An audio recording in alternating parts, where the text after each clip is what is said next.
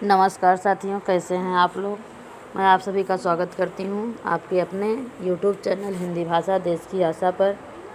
आज हम पढ़ने वाले हैं सीटेट के लिए CDP, जो हमारे पेपर 1 और पेपर 2 दोनों का के लेवल का है। आशा करती हूं आप स्वस्थ होंगे और मस्त होंगे और पढ़ाई में लगे रहें। स्टार्ट करते हैं क्वेश्चन नंबर 1।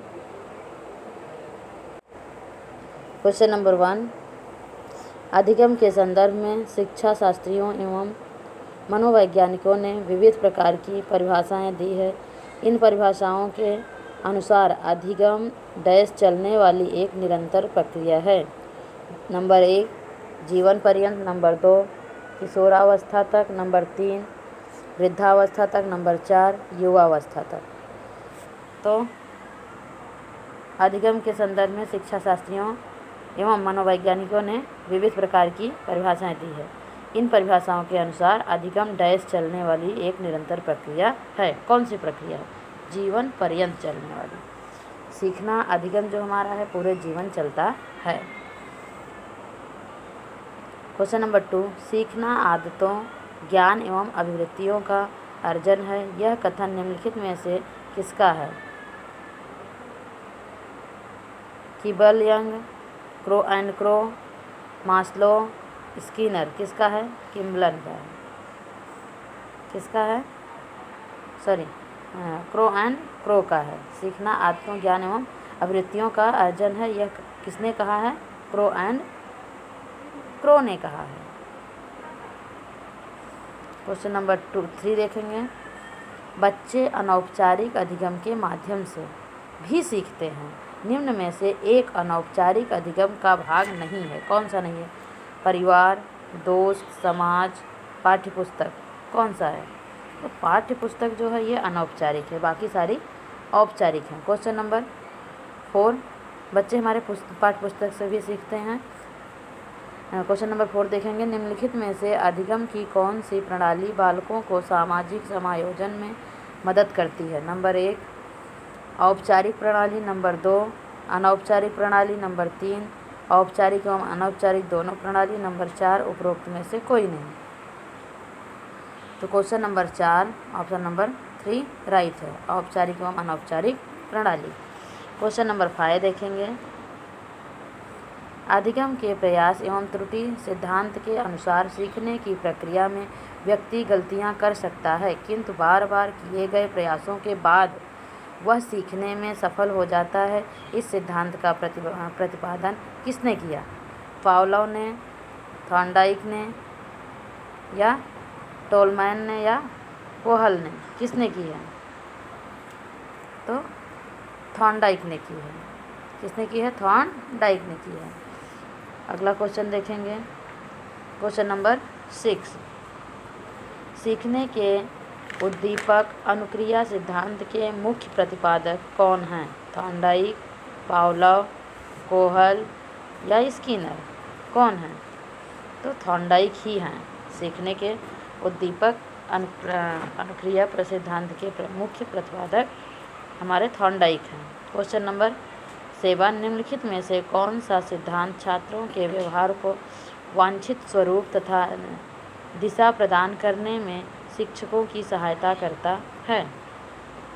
अंतर्दृष्टि सिद्धांत, प्रयास एवं त्रुटि का सिद्धांत। नंबर 3, अनुकरण सिद्धांत। नंबर 4, अनुभवजन्य अधिगम सिद्धांत। तो कौन सा राइट है?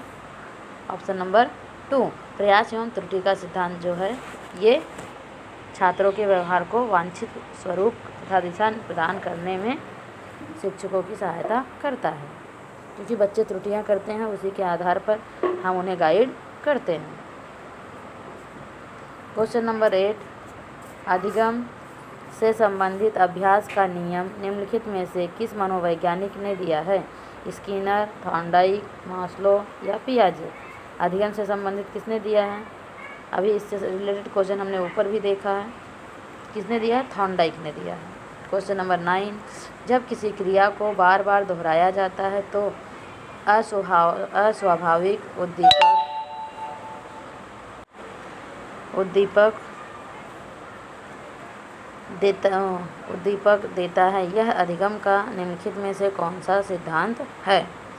क्वेश्चन नंबर 9, ऑप्शन नंबर 1 अंतर्दृष्टि सिद्धांत, नंबर 2 शास्त्रीय अनुबंधन सिद्धांत, नंबर 3 अनुकरण सिद्धांत, नंबर 4 अनुभवजन्य अधिगम सिद्धांत। कौन सा राइट है? ऑप्शन नंबर 2 शास्त्रीय अनुभवजन्य अनुबंधन सिद्धांत। क्वेश्चन नंबर 10 अधिगम के किस सिद्धांत के आधार पर बालक में भय, प्रेम एवं घृणा के भाव आसानी से उत्पन्न किए जा सकते हैं? नंबर 1 अनुभवजन्य अधिगम सिद्धांत, नंबर 2 अंतर्दृष्टि सिद्धांत, नंबर 3 शास्त्रीय अनुबंधन सिद्धांत, नंबर 4 प्रयास एवं त्रुटि का सिद्धांत। किसके द्वारा किया जा सकता है? शास्त्रीय अनुबंधन के द्वारा। अगला क्वेश्चन देखेंगे, क्वेश्चन नंबर 11 निम्नलिखित में से किसने अनुबंधन अनुक्रिया का सिद्धांत दिया है? Number 1 Pavlov, number 2 Skinner, number 3 Thorndike, number 4 कोहल। किसने दिया है? ऑप्शन नंबर 1 पावलोव ने दिया है। क्वेश्चन नंबर 12 निम्नलिखित में से किस शिक्षा मनोवैज्ञानिक ने अभिप्रेरण एवं अधिगम के बीच संबंध स्थापित करते हुए यह कहा कि अभिप्रेरण से उत्पन्न क्रियाशीलता ही सीखने के लिए उत्तरदायी है? नंबर 1 कोहल, number 2 Skinner, number 3 Thorndike, number 4 Wordsworth. कौन है? स्किनर जी हैं। क्वेश्चन नंबर 13 निम्नलिखित में से किसने क्रिया अनुबंधन, साधनात्मक अनुबंधन, क्रिया प्रस्तुत अनुबंधन इत्यादि का सिद्धांत दिया? पावलोव, स्किनर, थॉर्नडाइक या हर्ज़बर्ग ने? किसने दिया? ऑप्शन नंबर 2 स्किनर ने ही दिया है। किसने दिया है? स्किनर ने। क्वेश्चन नंबर 14 पुनर्वलन सिद्धांत है क्या है? स्किनर का है, मास्लो का है, वर्ड्सवर्थ का है या थॉर्नडाइक का है? Question number 4 option number 1 right है, स्किनर। क्वेश्चन मैं अपने वीडियो में कुछ नए क्वेश्चन और कुछ पुराने क्वेश्चन भी लेके आती हूँ जिससे आपके प्रीवियस ईयर्स भी तैयार होते चलें। तो क्वेश्चन नंबर 15 देखेंगे निम्नलिखित में से अधिगम में कौन सा सिद्धांत यह बताता है कि जब कुछ पढ़ाया जाए अथवा कुछ सीखने के लिए कहा जाए तो उसे अपने समग्र रूप में ही बच्चों के सामने प्रस्तुत किया जाए? नंबर 1 अंतर्दृष्टि का या सूझबूझ का सिद्धांत, नंबर 2 सक्रिय अनुबंधन सिद्धांत, नंबर 3 अनुकरण सिद्धांत, नंबर 4 प्रयास एवं त्रुटि का सिद्धांत।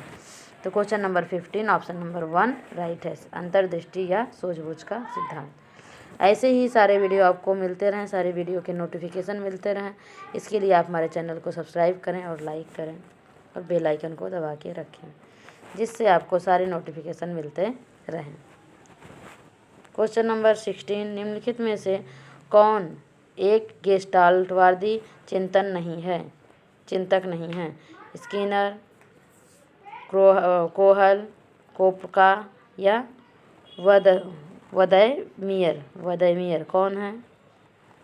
Question number 16 option number 1 Skinner ही ऐसे हैं जो गेस्टाल्टवादी चिंतक नहीं हैं, बाकी लोग हैं। क्वेश्चन नंबर 17 अधिगम एक सापेक्षिक प्रक्रिया है जिसके द्वारा सीखने वालों में नवीन अंतर्दृष्टि का विकास होता है। निम्न में से यह कौन सा सिद्धांत है? ऑप्शन नंबर 1 लेविनवादी सिद्धांत, नंबर 2 कोहलरवादी सिद्धांत, नंबर 3 पावलोववादी सिद्धांत, नंबर 4 स्किनरवादी सिद्धांत। कौन सा है? लेविनवादी सिद्धांत है। क्वेश्चन नंबर 18 अधिगम का कौन सा सिद्धांत यह बताता है कि सीखने हेतु कार्य को दोहराना आवश्यक है?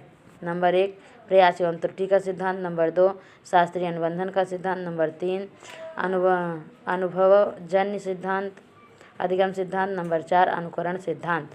कौन बताता है? ऑप्शन नंबर 3 अनुभवजन्य सिद्धांत बताता है, जिससे हमें पता चलता है कि हमें अधिगम के लिए किसी चीज़ को दोहराना ज़रूरी है या नहीं। हम जब सीखते हैं हमारा अनुभव बताता है कि हमें कोई चीज़ एक बार में आ रही है या बार बार उसे रिवीजन करने पर आ रही है। क्वेश्चन नंबर 19 अनुभवजन्य अधिगम सिद्धांत की शैक्षिक उपयोगिता निम्नलिखित में से कौन सी हो सकती है? नंबर 1 यह सिद्धांत बताता है कि सीखना सभी तरह से एक उद्देश्यपूर्ण और लक्ष्योन्मुख प्रक्रिया है। नंबर 2, यह सिद्धांत बताता है कि जब कुछ पढ़ाया जाए अथवा कुछ सीखने के लिए कहा जाए तो उसे अपने समग्र रूप में ही बच्चों के सामने प्रस्तुत किया जाए। नंबर 3, छात्रों के व्यवहार को वांछित स्वरूप तथा दिशा प्रदान करने में यह सिद्धांत शिक्षकों की सहायता करता है। अगला पॉइंट, छात्रों के व्यवहार को वांछित स्वरूप तथा दिशा प्रदान करने के लिए यह सिद्धांत शिक्षकों की सहायता करता है। नंबर 4, इस सिद्धांत की सहायता से छात्रों के अधिगम स्रोतों एवं संसाधनों की व्यवस्था करने में सहायता मिलती है। Question number 19, option number 4 right है। अब देखो विगत वर्षों के क्वेश्चन देखेंगे जो हमारे PYQ हैं। क्वेश्चन नंबर 20 देखेंगे, सीखने का वह सिद्धांत जो पूर्ण रूप से और केवल अवलोकनीय व्यवहार पर आधारित है, सीखने के डैश सिद्धांत से संबंध है। नंबर 1 विकासवादी, नंबर 2 व्यवहारवादी, नंबर 3 रचनावादी, नंबर 4 संज्ञानवादी। तो कौन सा राइट है? व्यवहारवादी। सीखने के सिद्धांत से संबंधित है, व्यवहारवादी सिद्धांत से संबंधित है। क्वेश्चन नंबर 21, सहयोगी अधिगम में अधिक उम्र के प्रवीण विद्यार्थी छोटे और कम निपुण विद्यार्थियों की मदद करते हैं। इससे ये भी 12 में क्वेश्चन आया हुआ है, यही 11 में क्वेश्चन आया हुआ है। नंबर 1 गहन प्रतियोगिता होती है। नंबर 2 उच्च नैतिक विकास होता है। नंबर 3 समूहों में द्वंद्व होता है। नंबर 4 उच्च उपलब्धि और आत्म सम्मान विकसित होता है। Question number 21 option number 4 right है। उच्च उपलब्धि और आत्म सम्मान विकसित होता है।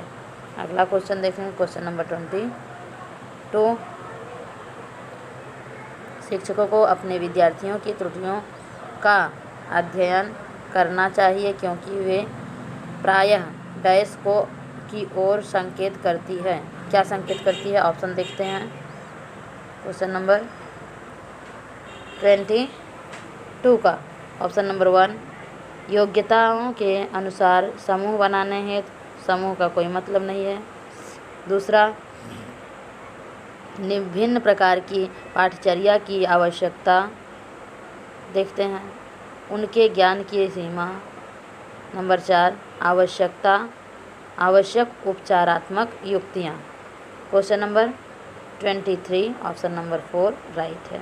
आवश्यक उपचार की आत्मक युक्तियाँ हम बच्चों को ऑब्जर्व करेंगे, जिससे हमें क्या होगा, उनमें सिखाने के, उनके उपचार करने के, उनकी कमियों को दूर करने का रास्ता हम चुन सकते हैं। किस बच्चे में क्या कमी है उसे हम किस तरह से दूर कर सकते हैं। क्वेश्चन नंबर 23, जब भी आप CDP का क्वेश्चन सॉल्व कर रहे हैं, अपने को शिक्षक मानकर क्वेश्चन का आंसर देंगे तो आपके आंसर राइट होने की संभावना ज़्यादा रहेगी। क्वेश्चन नंबर 23, अधिगमकर्ता का स्वनियमन का क्या अर्थ है? नंबर 1 विद्यार्थी निकाय द्वारा बनाए गए नियम एवं विनिमय। नंबर 2 विद्यार्थियों के व्यवहार के लिए विनिमयों का निर्माण करना। नंबर 3 स्वयं अनुशासन और नियंत्रण। नंबर 4 अपने सीखने का स्वयं अनुवीक्षण करने की योग्यता। Question number 23 option number 4 right है। क्वेश्चन नंबर 24 संज्ञानात्मक प्रशिक्षुता तथा शैक्षिक संवाद, ये भी 14 में आया हुआ क्वेश्चन है। नंबर 1 पाठ्य सामग्री के सुव्यवस्थित संगठन पर बल देते हैं। नंबर 2 कुशलता की प्राप्ति हेतु व्यवहारिक प्रशिक्षण की आवश्यकता पर बल देते हैं। नंबर 3 अधिगम को एक सामाजिक गतिविधियों के रूप में ग्रहण करते हैं। नंबर 4 आगमनात्मक तार्किकता के अनुप्रयोगों पर आधारित हैं। तो कौन सा राइट है? Question number 24 option number 3।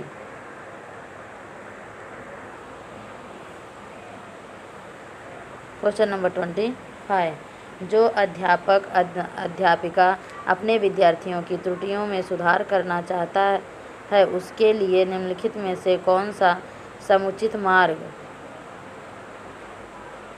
ये भी 14 में आया हुआ क्वेश्चन है। नंबर 1, उसे उन त्रुटियों का संशोधन करना चाहिए जो सामान्य अर्थ व अवबोधनात्मक में हस्तक्षेप करती है। नंबर 2, अगर त्रुटि संशोधन प्रक्रिया बच्चों को क्षुब्ध बना करती है तो उसे उनका संशोधन नहीं करना चाहिए। नंबर 3, उसे अपने विद्यार्थियों की प्रत्येक त्रुटि का संशोधन करना चाहिए, उसके लिए चाहे उसे विद्यालय में देर तक बैठना पड़े। नंबर 4, उसे बार बार की जाने वाली तथा सामान्य त्रुटियों की अपेक्षा कम बार होने वाली त्रुटियों का अधिक संशोधन करना चाहिए।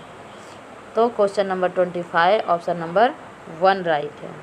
कौन सा? 1। उसे उन त्रुटियों का संशोधन करना चाहिए जो सामान्य अर्थ व अवबोधनात्मकता में हस्तक्षेप करती है। क्वेश्चन नंबर 26, कक्षा 7वीं का शिक्षार्थी गणित में त्रुटियां करता है, शिक्षक के रूप में आप क्या करेंगे? नंबर 1, शिक्षार्थी की सही उत्तर उपलब्ध कराएंगे शिक्षार्थी को। नंबर 2, शिक्षार्थी को कैलकुलेटर का प्रयोग करने की अनुमति देंगे। नंबर 3, शिक्षार्थी से कहेंगे कि वह विकल्पात्मक पद्धति का प्रयोग करे अथवा स्वयं त्रुटि का पता लगाने के लिए उसे दोबारा करे। नंबर 4, विद्यार्थी को दिखाएंगे कि त्रुटि कहाँ थी और शिक्षार्थी को उसे दोबारा करने के लिए कहेंगे। Question number 26 option number 3 right है। विद्यार्थी से कहेंगे कि वह विकल्पात्मक पद्धति का प्रयोग करे, एक तरीके से नहीं तो दूसरे तरीके से।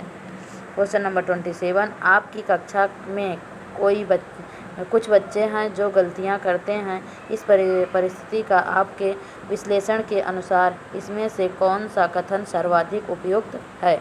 ऑप्शन देखेंगे।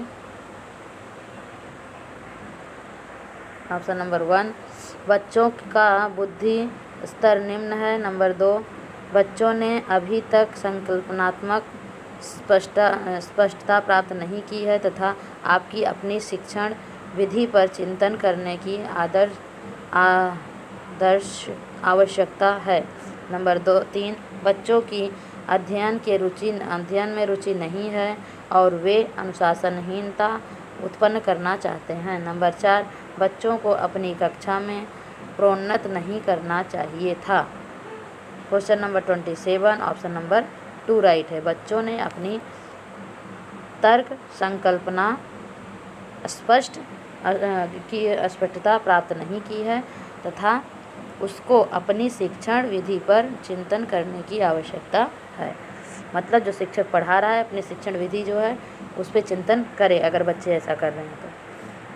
क्वेश्चन नंबर 28, उच्च प्राथमिक विद्यालय की गणित अध्यापिका के रूप में आप विश्वास करती हैं कि नंबर 1, विद्यार्थियों की गलतियां उनके चिंतन में अंतर्दृष्टियां उपलब्ध कराती हैं। नंबर 2, विद्यार्थियों को कार्यविधि ज्ञान को जानने की आवश्यकता होती है चाहे वे संकल्पनात्मक आधार नहीं समझते हों। नंबर 3, उच्च प्राथमिक विद्यालय के सभी बच्चों में गणित पढ़ने की योग्यता नहीं होती है। 4 नंबर, लड़के गणित को बिना अधिक प्रयास किए सीख जाएंगे क्योंकि यह उनकी जन्मजात विशेषता है तथा आपको लड़कियों के ऊपर अधिक ध्यान देने की आवश्यकता है। ये तो सीधा गलत है, हमें रूढ़िवादिता सिखा रहा है। Question number 28 option number 1 right है। विद्यार्थियों की गलतियां उनके चिंतन में अंतर्दृष्टि उपलब्ध कराती है। क्वेश्चन नंबर 29, निम्न में से कौन सा कथन बच्चों की त्रुटियों के संबंध में सबसे उपयुक्त है? देखेंगे। 1, गलतियों से बचने के लिए बच्चों को शिक्षक का अनुसरण करना चाहिए, ऐसा नहीं है। नंबर 2, देखेंगे बच्चों की गलतियों को गंभीरता से लिया जाना चाहिए, उन्हें कठोर दंड दिया जाना चाहिए, नहीं। अगला पॉइंट देखेंगे, बच्चे गलतियां करते हैं क्योंकि उनमें विचार करने की क्षमता कम होती है, नहीं। बच्चों की गलतियां एक खिड़की के समान होती हैं यह जानने के लिए कि वे किस प्रकार सोचते हैं, right. Question number 9 option number 4 right. Question number 13, सार्थक अधिगम है क्या है? ये भी 16 में आया हुआ क्वेश्चन है। नंबर 1, वयस्कों की अधिक सक्षम साथियों का अनुकरण। नंबर 2, उद्दीपक तथा उत्तर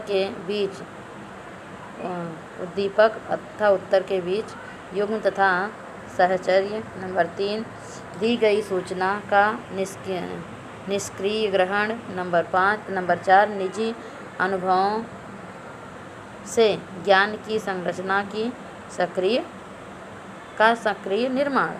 question number 30, option number 2 right है। कौन सा? 2। उद्दीपक तथा उत्तर के बीच युग्म तथा सहचर्य।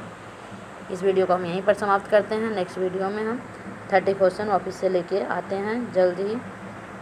ऐसे ही सारे वीडियो मिलते रहें, आपको नोटिफिकेशन सारा मिलता रहे। इसके लिए आप चैनल को लाइक करें, शेयर करें और सब्सक्राइब करें। धन्यवाद।